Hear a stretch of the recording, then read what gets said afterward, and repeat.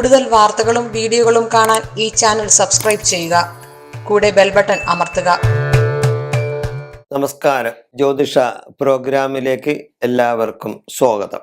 എൻ്റെ ഇന്നത്തെ ജ്യോതിഷ സംബന്ധമായ വിഷയം ദേഹത്ത് കാക്ക കാഷ്ടിച്ചാലുള്ള ഫലം. ഇല്ലേ, ചിലപ്പോൾ ചിരി വരും ചിലവർക്ക്.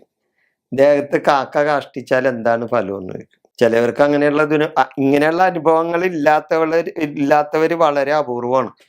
നമ്മൾ നല്ല അലക്കി തേച്ച ഷർട്ടും മുണ്ടൊക്കെ ഇട്ട് നല്ല വടിയായിട്ട്, നല്ല വടി എന്ന് പറഞ്ഞാൽ നല്ല വടി പോലെ ഒക്കെ നല്ല ഭംഗിയായി ഒക്കെ ഒന്ന് യാത്ര ചെയ്യുന്ന സമയമായിരിക്കും. ഏത് റോട്ടിൽ കൂടി നടന്നു പോകുന്ന സമയത്തായിരിക്കും ചിലപ്പോൾ ഒരു കാക്ക നമ്മളെ കാഷ്ടിക്കുന്നത്. ഇല്ലേ, തീർച്ചയായിട്ടും പലർക്കും ഇങ്ങനെയുള്ള അനുഭവം ഉണ്ടായിട്ടുണ്ട്.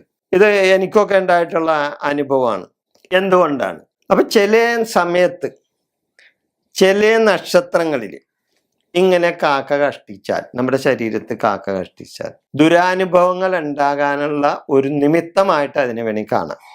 ഇല്ലേ, ഈ കാക്ക ഒരു കാക്കനെ നിങ്ങൾ നിരീക്ഷിച്ചിട്ടുണ്ടോ? ഇങ്ങനെ ചെയ്യുന്ന കാക്കകൾ. നമ്മളൊരു സ്ഥലത്ത് വന്ന് ഇരിക്കുകയെന്ന് വെച്ചോ, അല്ലെങ്കിൽ ഒരു സ്ഥലത്ത് നമ്മൾ നിൽക്കുകയാണെന്ന് വെച്ചോ, നമ്മളുടെ മുകളിൽ ഒരു മരം ഉണ്ടെങ്കിൽ കാക്ക വന്ന് നേരെ നമ്മുടെ തലക്ക് മുകളിൽ വന്നിരിക്കും. അത് സ്വാഭാവികമാണ്. അവൻ അവിടെ വന്നിരുന്നുകൊണ്ടും നേരെ നല്ല തൂക്കായിട്ട് കറക്റ്റ് നമ്മുടെ ശരീരത്തിലോട്ട് ആ കാക്ക കാഷ്ടിക്കും. ഇല്ലേ, എന്നിട്ട് ആ കാക്ക അവിടെ നിന്ന് മാറി നിന്നുകൊണ്ട് അവനവിടെ നിന്ന് ആ കാക്ക കാഷ്ടിച്ച് അപ്പം തന്നെ അവിടെ നിന്ന് മാറിയിരുന്നുകൊണ്ട് അവനൊന്ന് നമ്മളെ ഒന്നും കൂടി ഏറ് കണ്ടിട്ട് ഇങ്ങനെ നോക്കും. എങ്ങനെയുണ്ട് എൻ്റെ പ്രവൃത്തി, അവനിൽ ഏറ്റാന്ന് നോക്കും. ഇല്ലേ, നമ്മളെ പരിഹസിക്കുന്നതിന് പോലെയാണ് അവൻ ആ ചെയ്യുന്നത്. എത്ര സൂക്ഷ്മമായിട്ടാണ് അവൻ കൃത്യമായിട്ട് നമ്മുടെ ശരീരത്തിലേക്ക് അവൻ്റെ വിസർജ്യം ഇട്ട് തന്നത്. ഇല്ലേ, അത് പലരും ശ്രദ്ധിച്ചിട്ടുണ്ടാവില്ല, ശ്രദ്ധിക്കുന്നിട്ടുള്ളവർ ഉണ്ടായെന്ന് വരാം. അപ്പൊ ഇങ്ങനെ കാക്ക ചില നക്ഷത്രങ്ങളിൽ നമ്മളിൽ കാഷ്ടിച്ചാൽ ഉണ്ടാകുന്ന ചില നിമിത്ത സംബന്ധമായ ചില ദുരാനുഭവങ്ങൾ നമുക്ക് ഉണ്ടാകാനുള്ള സാധ്യത കൂടുതലായി കാണാം. എത്രമാത്രം എല്ലാവർക്കും അങ്ങനെ ഉണ്ടായെന്ന് വരണമെന്നില്ല കേട്ടോ. അപ്പൊ അതുകൊണ്ട് ഏതൊക്കെ നക്ഷത്രത്തിൽ ഇങ്ങനെ കാഷ്ടിച്ചാലുള്ള ഇത് ഞാൻ പറയാം.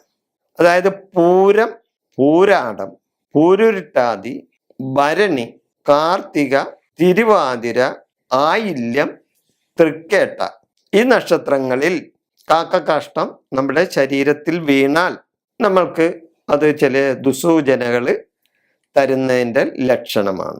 അതായത് ദുസൂചനയാണത്, നമുക്ക് വരാൻ പോകുന്ന ചില ദുസൂചനകളാണത്. അതേപോലെ തന്നെ കാക്ക വിസർജനമാകണമെന്നില്ല. കാക്ക നമ്മുടെ ചിലവരൊക്കെ ദേഹത്ത് കാക്ക ഇങ്ങനെ തോണ്ടിക്കൊണ്ടു പോകും. ഇല്ലേ, നമ്മ പോകുന്ന സമയത്ത് ചിലപ്പോൾ നിന്നാലും ശരി തന്നെ കാക്ക നമ്മുടെ തലക്ക് തോണ്ടിക്കൊണ്ടു പോകും. അല്ലെങ്കിൽ ആ കാക്ക ദേഹത്ത് ചിലപ്പോൾ വന്ന് ഇരുന്നെന്നും വരും. നമ്മുടെ ദേഹത്ത് ചിലപ്പോൾ പെട്ടെന്ന് കാക്ക വന്നെന്ന് വരും. അങ്ങനെയും വരാം. അപ്പൊ ഇങ്ങനെയൊക്കെ വരുമ്പോൾ ഉടനെ തന്നെ നമുക്ക് വല്ല ദോഷവശങ്ങളും ഉണ്ടാകുമോ എന്നുള്ള കാര്യങ്ങളാണ് ഞാനിപ്പോൾ നേരത്തെ പറഞ്ഞത്. ഇങ്ങനെയുള്ള നക്ഷത്രങ്ങളിൽ ഇങ്ങനെ വന്ന് സംഭവിച്ചാൽ ഇങ്ങനെ ചില ദോഷങ്ങൾ നമ്മളിൽ വരാം. അപ്പൊ നമ്മ എന്താ ചെയ്യേണ്ടത്? അപ്പൊ ഈ നക്ഷത്രങ്ങളല്ലാണ്ട്, ഞാനിപ്പൊ നേരത്തെ പറഞ്ഞ ഈ നക്ഷത്രങ്ങളല്ലാതെ 27 നക്ഷത്രം ഉണ്ടല്ലോ, അതിൽ ഈ നക്ഷത്രത്തിൽ മാത്രം കാക്ക കാഷ്ടിച്ചാൽ നമുക്ക് ദുരാനുഭവങ്ങൾ ഉണ്ടാവുള്ളൂ. അല്ലാത്ത നക്ഷത്രങ്ങളിൽ വന്ന് കാക്ക കാഷ്ടിച്ചാൽ തീർച്ചയായിട്ടും നമുക്ക് ഗുണങ്ങളുണ്ടാവും. ഞാൻ പറയണേ മനസ്സിലാക്കണം. അതായത് ചില നക്ഷത്രങ്ങളിൽ കാക്ക കാഷ്ടിച്ചാൽ നമ്മൾക്ക് ദുരനുഭവങ്ങളും, ചില നക്ഷത്രങ്ങളിൽ വന്ന് കാക്ക നമ്മളിൽ കാഷ്ടിച്ചാൽ നമ്മൾക്ക് ഗുണാനുഭവങ്ങളും ഉണ്ടാവും. അത് ദോഷാനുഭവങ്ങൾ ഉണ്ടാവുന്ന നക്ഷത്രങ്ങളാണ് ഞാൻ പറഞ്ഞത്. അതുകൂടാതെ പറയാത്ത നക്ഷത്രങ്ങളിൽ എന്ന് വെച്ചാൽ നമുക്കതിന് ഗുണങ്ങളും ഉണ്ടാകാനുള്ള സാധ്യത കൂടുതലായി കാണാം. അതാണ് ജ്യോതിഷ സംബന്ധമായ കാര്യങ്ങളിൽ ഇത്രയും കാര്യങ്ങൾ ഞാൻ പറയുന്നത്. ജ്യോതിഷ സംബന്ധമായ എന്ത് കാര്യങ്ങൾക്കും നിങ്ങൾക്ക് തന്നെ വിളിക്കാം, അതിനുള്ള മറുപടിയും പറയാം. ജ്യോതിഷ സംബന്ധമായി എന്ത് കാര്യത്തിനാണെങ്കിലും. അപ്പൊ ഈ പറഞ്ഞ ഈ നക്ഷത്രങ്ങളിൽ വന്ന് ഇങ്ങനെ സംഭവിച്ചാൽ അതിന് ആ ദോഷം തീരാനൊരു മാർഗമുണ്ട്. അത് ചെയ്താൽ മതി. അത്ര വലിയ ഇതൊക്കെയുള്ള കാര്യമൊന്നുമില്ല. അതിന് പോയി ക്ഷേത്രത്തിൽ പോയി വഴിപാടൊന്നും നടത്തണ്ട. എന്താ ചെയ്യേണ്ടത്? ഉടനെ തന്നെ യാത്ര പോകണമെങ്കിൽ പെട്ടെന്ന് നമുക്ക് വീട്ടിൽ തിരിച്ചു വരാൻ പറ്റില്ല, അല്ലെങ്കിൽ പോകുന്ന സ്ഥലത്ത് അതിനുള്ള സൗകര്യം ഉണ്ടെങ്കിൽ ഉടനെ തന്നെ സജേല സഹിതം, അതായത് ആ ഉടുത്ത വസ്ത്രം സഹിതം നമ്മൾ ഒന്ന് കുളിക്കാം. നമ്മ മൊത്തം നമ്മുടെ ആ ഉടുത്ത വസ്ത്രത്തോടെ ഒന്ന് കുളിച്ചു കഴിഞ്ഞാൽ തീർച്ചയായിട്ടും ആ നക്ഷത്രങ്ങളിൽ നമുക്ക് വന്ന ദോഷങ്ങൾ നമ്മളിൽ നിന്നും വിട്ടകന്ന് പോകും. അതാണ് അതിൻ്റെ ശരി. ഈ കാക്ക എന്ന് പറഞ്ഞ് ശനീശ്വരന്റെ ഇതാണ് കേട്ടോ. കാക്കനെ നമ്മൾ വെറുതെ കാണരുത്. നമ്മുടെ പൂർവികരുടെ ഇതാണ് ആയിട്ട് കാക്കയെ കാണാം, ഇല്ലേ? പിതൃക്കളുടെ രൂപമല്ലേ കാക്ക. ഇല്ലേ, ഈ പിതൃക്കൾക്ക് ഇത് കൊടുക്കുമ്പോൾ, ബലികർമ്മങ്ങളൊക്കെ ചെയ്യുമ്പോൾ നമുക്ക് കാക്കക്കല്ലേ കൊടുക്കുന്നത്. അപ്പൊ പിതൃക്കളുടെ രൂപമാണ് കാക്ക. അതുകൂടാതെ ശനീശ്വരന്റെ പക്ഷിയാണ് കാക്ക.